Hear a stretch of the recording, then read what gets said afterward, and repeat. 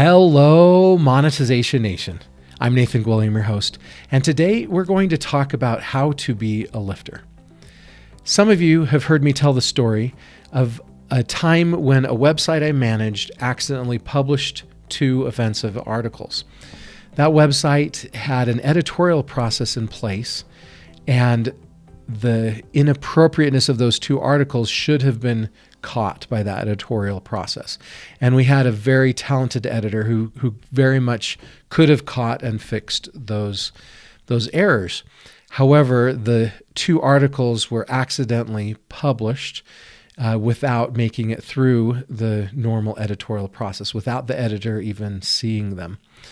And as a result, 2 inappropriate articles were published, and many people were offended, and there was an uproar on social media, and very rightfully so.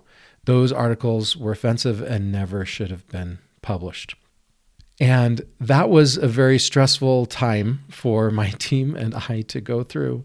We apologized to many people as we needed to do. And one day I was in an elevator, going up the elevator, and there was a man who saw me getting out of the elevator and was aware of the situation that I was going through. And he was getting out, but when he saw me getting in, he got back in the elevator and he rode with me up the elevator. And he told me a story, and he lifted me and he encouraged me. He understood what we were going through, my team and I, and how we had been attacked and how, we were down, and he cared about this difficult situation we were going through. And instead of joining in and attacking us, he focused on lifting us. And there were several other people at that company that did that lifted us. And I'm so grateful for how they lifted me and my team through that process.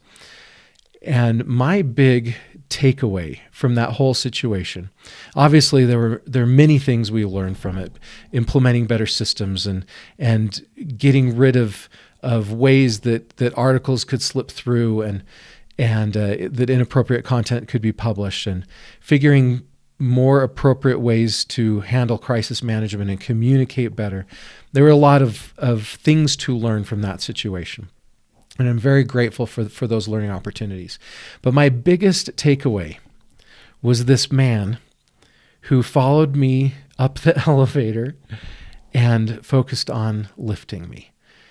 And it made me want to be a lifter. And I have been trying to figure out how I can be a better lifter. And so here are a few key takeaways that I think we can do as we strive to not be attackers and instead to be lifters. And I think as we effectively strive to be lifters, we actually gain more influence. When someone does something offensive or wrong and makes a mistake like I did, it's very natural to want to attack that person. And that's human nature, and that's how most people do it. But when we attack somebody, they get defensive, like my team and I got defensive. And our ability to influence change how we're wanting to see it actually decreases. And if we focus on being a lifter, if we seek to listen, if we seek to understand, if we seek to help, if we seek to be open-minded, these different traits that can help us lift the other person, our influence actually increases. And our chance to get what we want, maybe to help that person change, help that person see something differently, help that person do something differently, like my team and I needed to do. The people who lift have a greater influence and a greater ability to impact that change that they're wanting. So here are 3 simple steps on how we can strive to be lifters. Number 1, we can seek understanding. I love Stephen Covey's book, 7 Habits of Highly Effective People. I read it in high school, and it has highly influenced my business career and my life. And one of those 7 habits is seek first to understand before we seek to be understood. Conversely, when we attack, an attacker seeks to blame and shame. When we do this, we are not listening. We are not seeking to understand. We are not seeking to fix or solve any problems. We're actually making it worse. We are creating conflict and strain between that person, and our ability to influence that person or that situation actually decreases. When we attack and blame, the other person becomes defensive and hurt, and the learning opportunity very likely will get lost. Instead, we could focus on being a lifter, seeking that understanding. And when we do that, we might find out that there's a different perspective or something that we didn't understand about why that person did what they did, or why that mistake happened, or what they're doing to fix it or resolve it. A man named Spencer W. Kimball once said that even if we've walked a mile in someone else's shoes, we still can't judge them. And when we attack, we are not showing the person that we care about them. When we seek to understand and listen, we are showing that we care. And people don't care what we know until they know that we care. The Dalai Lama said, "Only the development of compassion and understanding for others can bring us the tranquility and happiness we seek." John Locke said, "The improvement of understanding is for two ends. First, our own increase of knowledge. Secondly, to enable us to deliver that knowledge to others." If we attack others, it makes it very hard for us to deliver that knowledge in an effective way that it's going to be received. When we come at it from understanding, it makes it a lot easier that the other person's going to listen to that knowledge that we want to share. The second way that we can be a lifter is to be open-minded.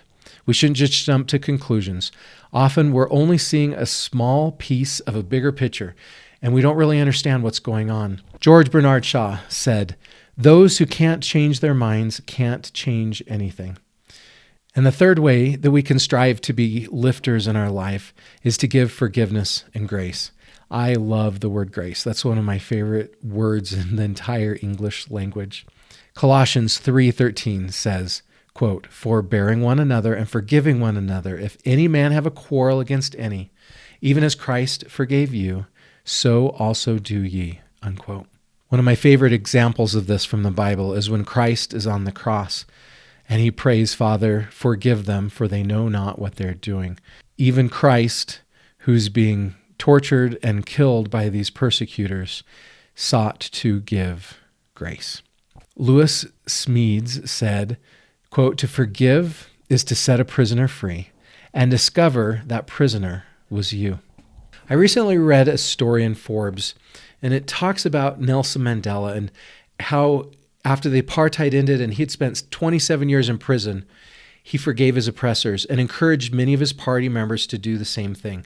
He told them, quote, "Forgiveness liberates the soul. It removes fear. That is why it is such a powerful weapon," unquote. However, in comparison to that, Robert Mugabe chose bitterness. He chose vindictiveness. He chose hatred against the white Zimbabweans and the nation's black citizens who opposed him. He even encouraged supporters to forcibly occupy white-owned commercial farms in Zimbabwe. And that may seem logical because those white farmers were oppressing them. However, the problem is those farms were the breadbasket of Southern Africa. And during Mugabe's rule, unemployment, using this strategy and other strategies, rose to between 70 and 80%. Life expectancy fell. In 2008, Zimbabwe's inflation is estimated to have hit 6.5 sextillion%, which made the national currency essentially worthless. There was a cleanup campaign that targeted the slums where his most hardened opponents lived, and that left 200,000 people homeless. I love this example and how it shows how Nelson Mandela let go and forgave and became a lifter of not just his people, but the entire country. And on the other side, it contrasts how when we hold on to that bitterness, that anger, when we become an attacker, it hurts everybody, even the people that we love. When we choose to forgive, when we choose to lift, it increases our ability to influence change for good and receive what we want. I think Nelson Mandela and Mugabe both wanted the same thing. They wanted equality. They wanted to be treated fairly, but one of them chose to be a lifter and was able to receive that to a much greater extent than the person who chose to be the attacker. So that's my message for today. As we seek understanding, as we have an open mind, as we give forgiveness, we can become lifters, and we can increase our ability to influence for good. Thanks for joining me for this episode. If you enjoyed it, you can download my free ebook about passion marketing at passionmarketing.com. You can also follow Monetization Nation on any of our social channels, on our YouTube channel, or on your favorite podcast platform. Thanks for joining me for this episode, and I wish you success as you strive to be a lifter.